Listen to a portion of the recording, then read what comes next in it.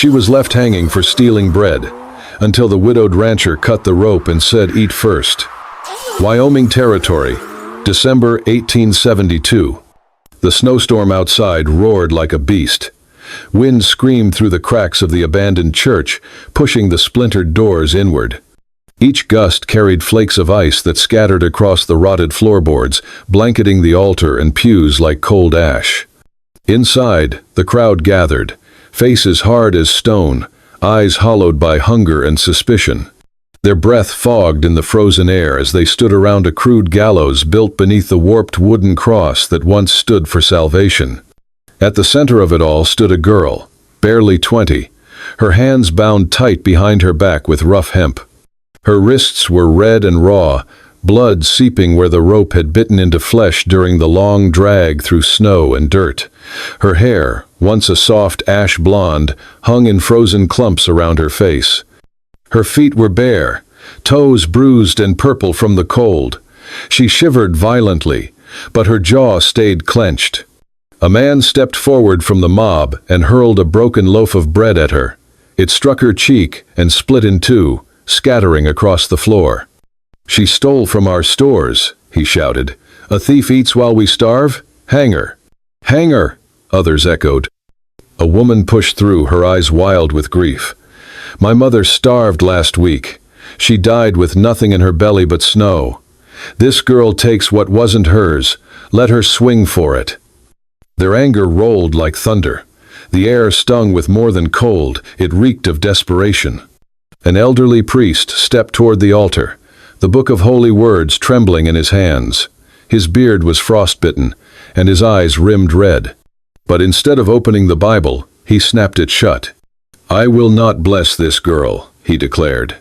"What she stole was not just bread, it was from the mouths of our children." Eloise opened her lips to speak, but a rough hand stuffed a rag into her mouth. She gagged, eyes burning. Tears threatened, but none fell. Then came the rope. They looped it around her neck, coarse hemp against pale skin. She flinched as the noose bit in, drawing a hiss of pain.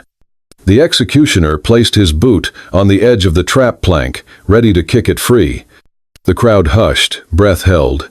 Eloise looked up. Her eyes, wide and stormy, scanned the faces that had once ignored her, now eager to see her die. But she didn't beg, didn't scream. She stood, trembling, and waited. The doors of the church slammed open with a violent crack. Snow poured in, swirling like a summoned ghost. A figure appeared, tall, heavy-coated, head bowed beneath a snow-drenched brim. Clay Matthysse stepped inside. He didn't speak. He didn't rush forward. He didn't reach for his gun. Instead, he removed his hat, brushed off the snow, and placed it gently on the nearest pew, as if he were arriving for Sunday worship. The room fell silent. He looked at Eloise, really looked. Not with pity, not with doubt, with recognition. She was starving. That much was obvious. And she was young, too young to have become this town's example. He walked to the altar where the rotted cross leaned sideways, bent by years of neglect. Clay paused, then straightened it with quiet care. Wood groaned, settling upright. No one dared breathe. A young man stepped into his path, blocking the stairs. "You ain't got the right," the boy stammered. Clay didn't raise his voice. "Step aside. I'm cold. And I don't want to do what I used to do." The boy backed away like he'd seen a ghost. Clay climbed the steps. He didn't yell, didn't deliver a sermon. He reached out and gently tucked a strand of wet hair behind Eloise's ear, brushing it from her cheek. Her eyes widened in confusion. The touch was kind. Then, he drew a long, glinting knife from his belt. One slice, clean, the rope fell. Eloise collapsed, gasping. Clay caught her before her head hit the ground. He reached into his coat and pulled out a loaf of soft bread, wrapped in cloth, still warm. He placed it in her trembling hands. Then, for the first time, he spoke. "If letting someone starve is justice," he said, voice low but clear, "then you've all forgotten what a sin really is." He stood. The crowd said nothing. They weren't afraid of his hands.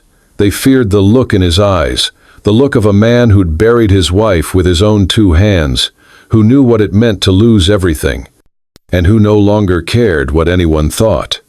No one moved. Clay bent down, cradled Eloise in his arms, and walked out into the storm. Snow muffled every sound as Clay rode, cradling Eloise against his chest.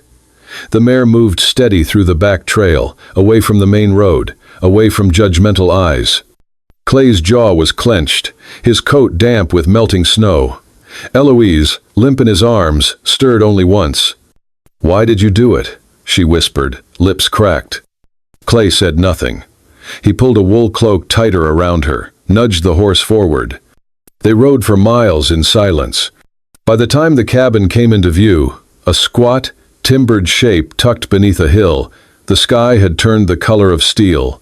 Smoke rose from the chimney, faint but warm. Inside, the air smelled of wood smoke and iron. Clay kicked the door shut behind him, shook the snow from his coat, and carried Eloise to a chair by the hearth.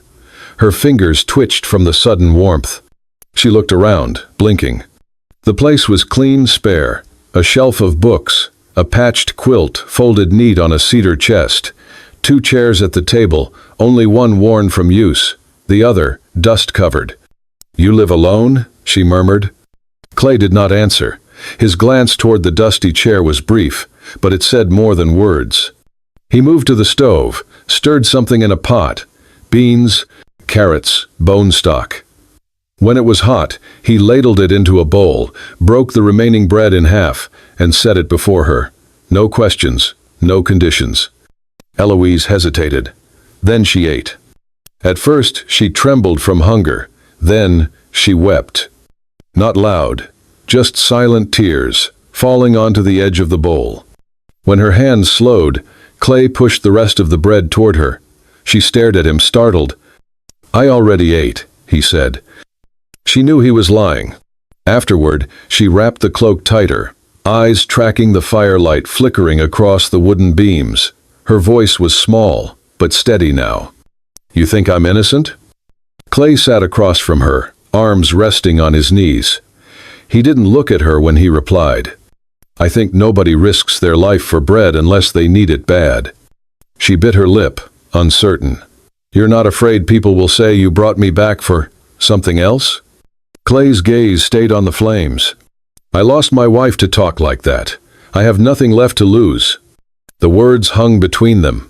Later, Clay brought a pillow and blanket. "You take the bed." She sat up, alarmed. "But why are you being this kind? I'm not worth." "I once left someone behind," he said simply.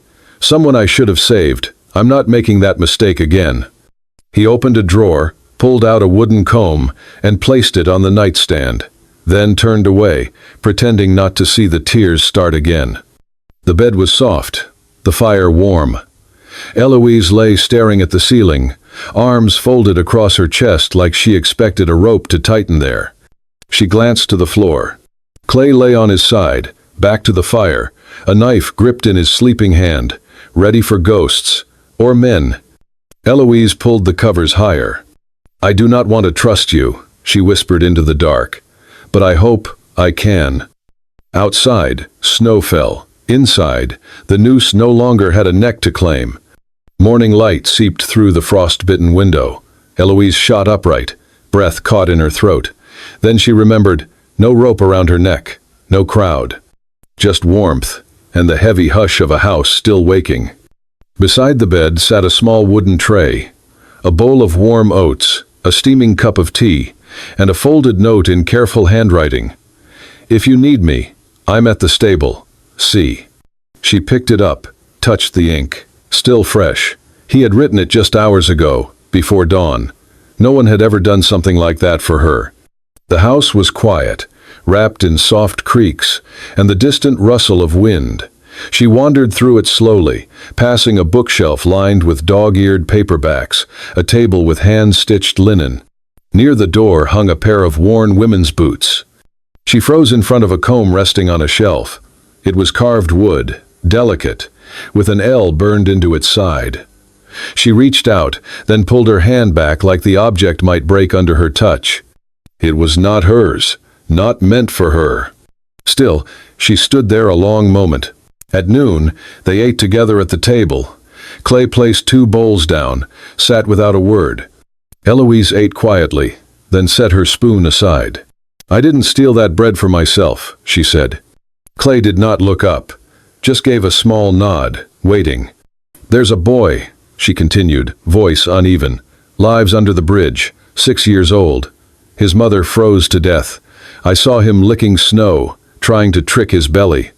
Clay looked at her then, eyes steady. "I begged the bakery," she said. "They told me to get out. I only took 1 loaf, just 1. But they said I took 100. Her fingers twisted in her lap. "I knew what they'd do to me. I just couldn't go back to him empty-handed." Silence followed, thick and real. Clay reached into his coat pocket, pulled out a hard crust of bread, and placed it between them. "After lunch," he said, "I'll show you how to split wood. Not 'cause I want help, but so your hands can grip reins when you ride away from here one day." She stared at her hands, still raw, bruised. Then she touched the bread and cried, for the first time in weeks. That evening, Clay left a folded wool cloak on the bed. "It's yours now," he said, when she looked at him in surprise. She opened her mouth to thank him, but he spoke first. "I once left someone," he said quietly, "when she needed me most. I won't do that again." Eloise didn't answer. She understood. As Clay turned to leave, he paused at the door. "That boy, he's still alive, right?" Eloise smiled faintly. "You think I'd tell that story if he weren't?" The fire was low when morning came. Clay stepped into the cold, boots crunching snow. When he returned, the cabin was quiet, empty. His stomach turned. He moved fast, but stopped when he saw the folded slip on the table. "Went to gather wood. Water's boiling. Don't let it spill. E." He read it twice. Then, for the first time in years, Clay Matthysse smiled. And behind him, the kettle began to sing. Northeastern Territory, late winter, 1883. The wind sliced through the valley with a hollow cry, rattling the loose planks of the half-collapsed barn. Clay and Eloise stood on the icy roof beams, struggling to secure a tarp over the gaping hole. Snowflakes clung to their sleeves, melting into the worn wool. A horse's hooves crunched into the frost-hardened earth below. Clay squinted down. Amos Grigg, hat low, scarf pulled tight, rode into view, his expression shadowed with unease. No rifle slung across his saddle. Just a bundle tied behind him, and news written clear across his furrowed brow. "Town's stirring," he called up. "Word is, Clay Matthysse is harboring a bread thief. Some folk want a citizen's tribunal." Clay didn't move. He secured the final rope knot and tossed the tarp edge over.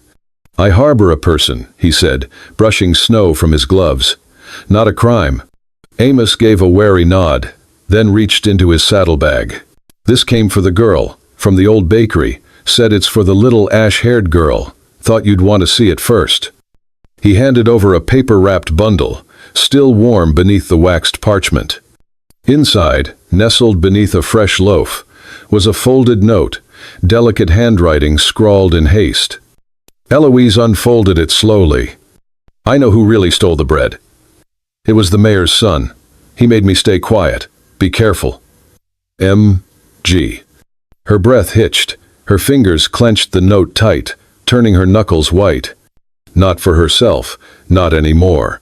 She feared what might happen to Clay now for choosing to shield her. Amos tipped his hat. "Be careful, Matthysse." When he rode off, Clay entered the cabin, walked to the gun rack, and unhooked the rifle without a word. Eloise watched, heart pounding. "What are you going to do?" He checked the chamber calmly. "Make sure they do not make the same mistake twice."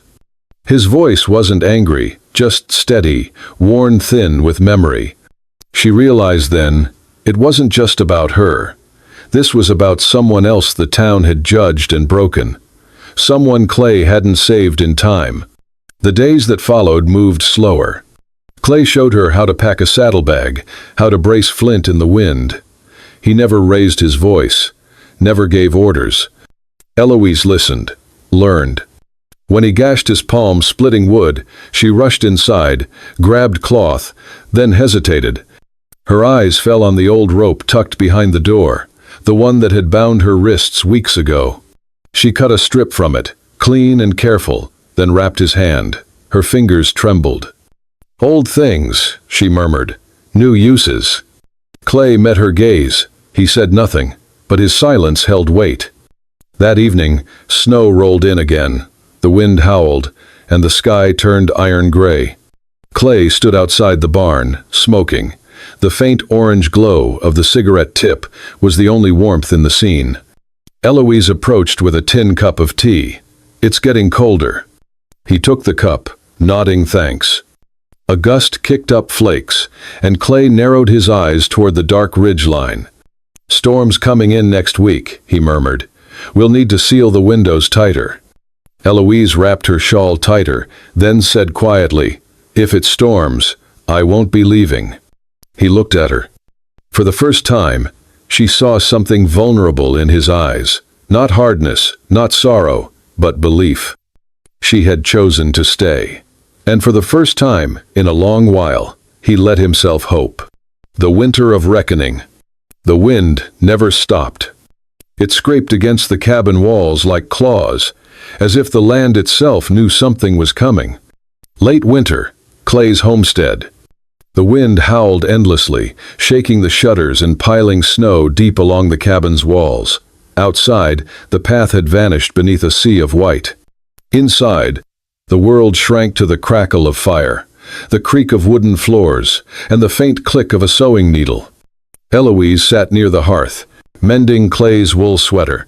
Her fingers moved carefully, tugging purple thread through frayed seams, lavender, soft and faded. She had not meant to choose that color. It simply felt right. Across the room, Clay knelt beside the stove, tightening the bent hook that held their cooking pot. Neither spoke of the townspeople, of justice, or guilt. The silence was not avoidance, it was permission to breathe, if only for a little while. Clay glanced at the stitching. His gaze lingered. He knew that color. He said nothing. Later, the fire burned low, and their shadows danced against the walls. Clay poured tea and leaned back against the hearthstones. His voice was quiet, shaped by years of things left unsaid. "Her name was Lena, my wife." Eloise didn't interrupt. She had a soft laugh. Never raised her voice, not even when folks started talking. They said she was pregnant with another man's child. I didn't believe them, but I didn't stop them either. He stared into the flames. "She caught the fever that winter. I sat with her for days, but the town never sent a doctor. Said it wasn't right, not after what they heard." He paused. "She died without hearing me say I believed her. I buried her under the cottonwood by the creek. Alone. Hast." Eloise reached for her cup. Her fingers trembled slightly. "If you hadn't walked into that church," she said softly, "I'd have been the second woman you left behind." Their eyes met. There was no accusation in her voice, only truth. Clay reached over and took her hand. It was the first time he touched her without need or urgency. Just presence. Not romance, something heavier. A quiet vow not to turn away again. That night, sleep would not come. Eloise wrapped a shawl around her shoulders and stepped outside. The snow danced in the moonlight, gentle and silver, settling into her hair like whispers. Clay followed a moment later, wordless. He draped a blanket across her shoulders and stood beside her. They said nothing. The silence stretched, and then he spoke, not to break it, but to give it meaning. "I do not know what tomorrow brings," he said, "but if you stay, I will not let you go hungry. I will not let you be alone." Eloise turned to him. "Is that a promise?" He looked at her, steady and solemn. "It is the only thing I am sure of." They stood there until the cold kissed their skin raw, then turned and walked inside, together. The fire welcomed them back. Soup bubbled quietly on the stove. 2 chairs waited at the table. And where once there had been dust, now lay a folded wool blanket, lavender thread still caught in its weave. The past had not returned, but something else had taken root. a presence, a choice, and maybe, in time, a home. The winter of reckoning. The wind never stopped. It scraped against the cabin walls like claws, as if the land itself knew something was coming. Eloise had not slept. She sat, curled in Clay's worn armchair, the purple threaded blanket pulled to her chin. Her fingers trembled around the note she had read 100 times. When Clay stirred, boots thudding softly on the wooden floor, she looked up, her face pale. "I need to tell you everything." He didn't speak, just waited. She handed him the letter. "It's from Mary Grace." He read it in silence, then read it again. "She says the mayor's son, Bennett Dalton, was the one who stole the bread, that he threatened her if she spoke up." Eloise swallowed hard. "I took 1 loaf for a starving child, but someone took 100, and they blamed me because I was easy. Alone." Her voice cracked. "If I speak now, they'll say I'm lying to save myself, and if they come after me again, they might come after you, too." Clay folded the paper carefully and placed it on the table. "Last time I stayed silent," he said softly. "Someone died." He looked her straight in the eye. "This time, if it costs me something, then it does. But no one else will die because I was too much a coward." That afternoon, they rode through fresh snow to the edge of town, stopping at the grand white house of Mayor Dalton. The porch lamps flickered in the wind. A servant opened the door, but stepped aside when Clay's eyes met his. Inside, the mayor's study was warm and lined with books. Dalton himself stood behind a polished desk, his smile tight. "You brought her here?" he said, voice dripping with disdain. Clay laid the note on the desk. Dalton read it, then scoffed. "This proves nothing.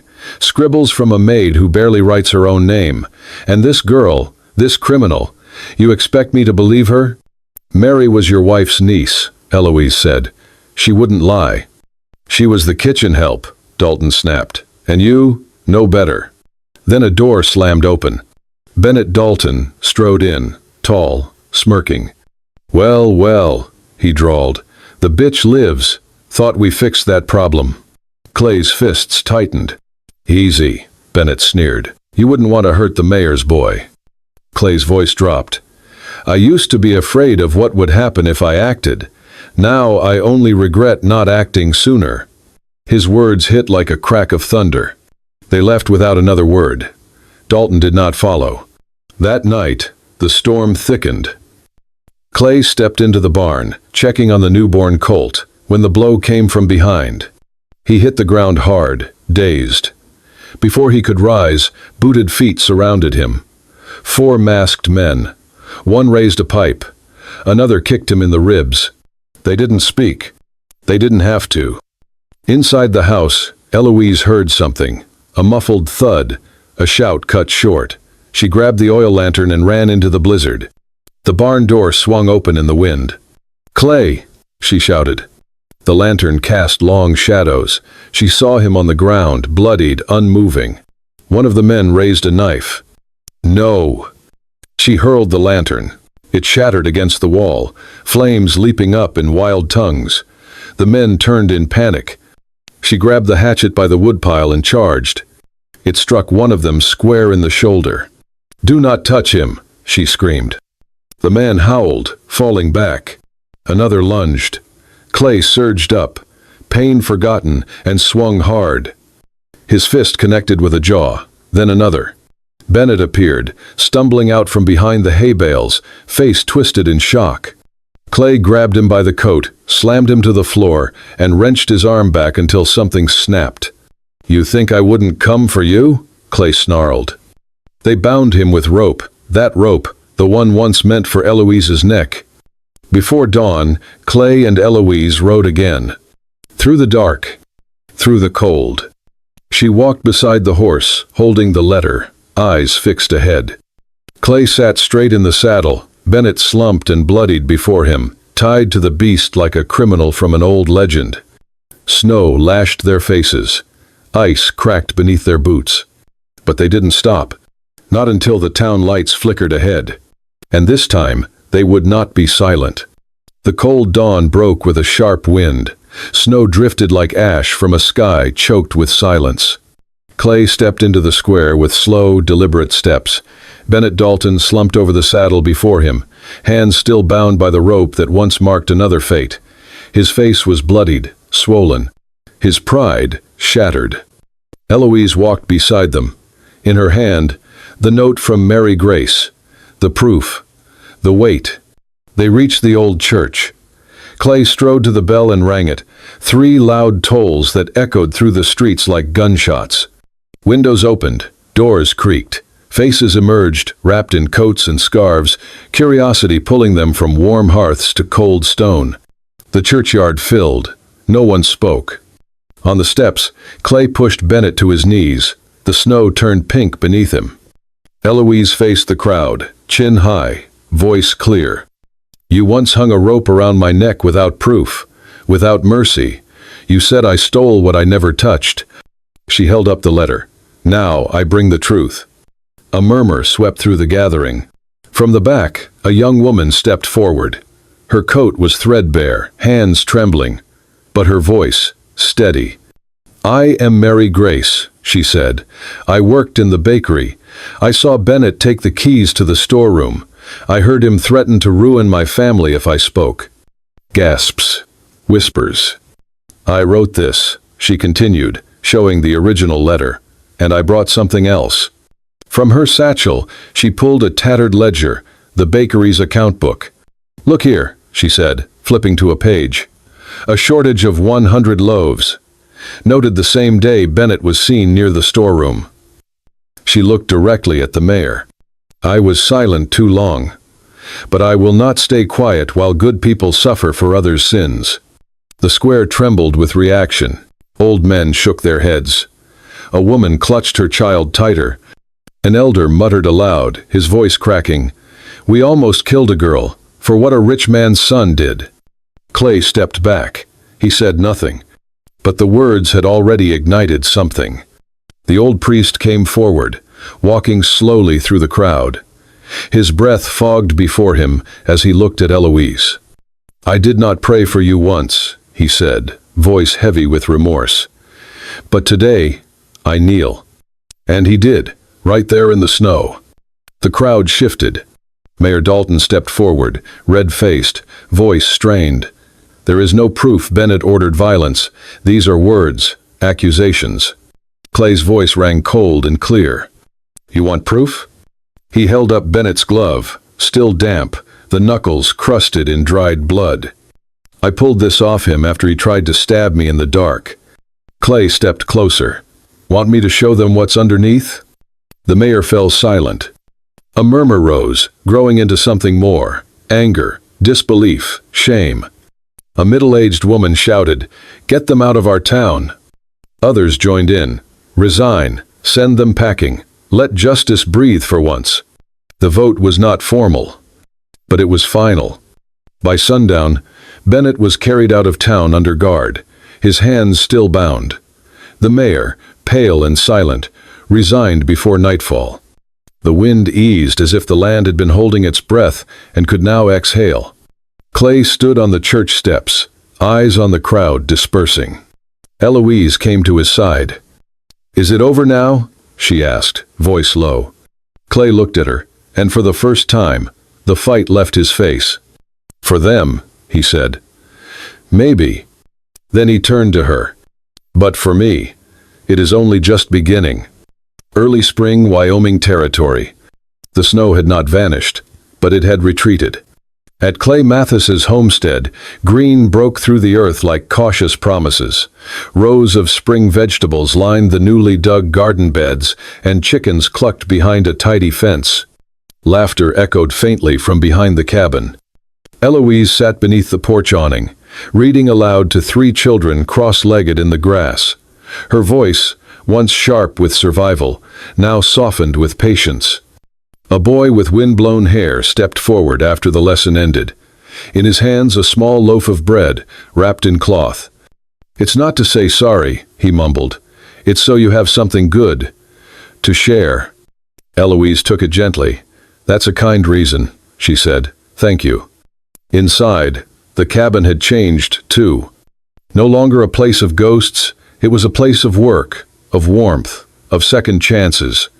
On the wall above the hearth, the locket that once belonged to Clay's wife now hung beside a new embroidered cloth, stitched in lavender thread. That night, after the children had gone and the chickens had roosted, Clay sat at the table with a pen and a sheet of parchment. He wrote in silence, "Lena, I failed you once. I let fear speak louder than love. I did not fight for you, and I paid for that in years. But there was a girl in the snow. I stepped forward this time. I am not writing to say I have found peace, only that I am learning how to keep someone alive, not just safe. Wherever you are, thank you for teaching me what love is, even if I only understood it too late." He folded the letter and walked to the peach tree near the porch, the one she had planted the year they married. The blossoms were just beginning to bud. He dug a small hole and buried the note at its roots. "Rest," he whispered. The next afternoon, he stood in front of a weathered wooden sign, freshly restored and nailed to a post by the gate. Eloise came to his side, brushing sawdust from her palms. She read the words aloud. "Matthysse Ranch, where no one goes hungry, where rope is for horses only." She smiled. Clay, still staring at the sign, said quietly, "If you still want to leave, I won't stop you." Eloise leaned into him, resting her head on his shoulder. "You once promised not to let me die of cold, hunger, or loneliness," she said. "I think you are keeping that promise quite well." They stood there, beneath a sky no longer gray. The wind was still sharp, but it carried the scent of something new. That night, they ate at the small wooden table. 2 chairs, 2 people. The fire crackled steadily. On the mantel, a loaf of warm bread waited, not stolen, not hoarded, but made with hands that no longer trembled. And outside the door, beneath the last melting snow, the first blade of grass pushed through. Green, brave, and untouched by judgment. Spring had come.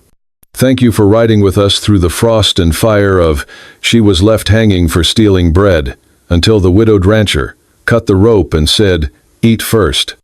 If this story stirred your heart, if it reminded you that even in the harshest winters of life, kindness can thaw what judgment tried to freeze, then don't ride off just yet. Hit that hype button, subscribe to Wild West Love Stories, and saddle up for more tales of love that defied the law, bullets, and time itself. Until next time, remember, in the Wild West, bullets missed, but hearts didn't.